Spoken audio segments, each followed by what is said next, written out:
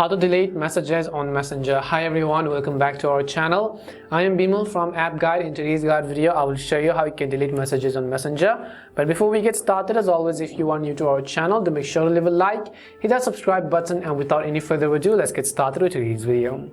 Now I'll show you two things: how you can delete a particular chat itself, or how you can delete a message within the chat. In order to do that, first of all, we will go ahead and then simply launch Messenger, and I will open up a certain chat. Let's say I want to delete one of these chats over here which I sent to them. So I will simply long press on it, and what I will do is, you can see all these various options. Tap on more and then tap on the option called remove.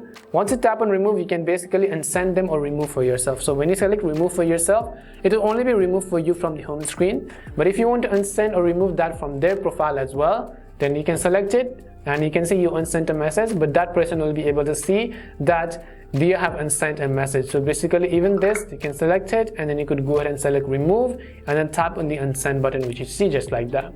However, let's say you want to delete all this chat itself, so all this overall chat right over here. What you want to do is simply long press on it, and then you can see the option called delete. Tap on delete and then confirm the changes, and you can see the conversation has simply been deleted. Repeat this for all the other chats as well. And this is simply how you can delete messages on Messenger.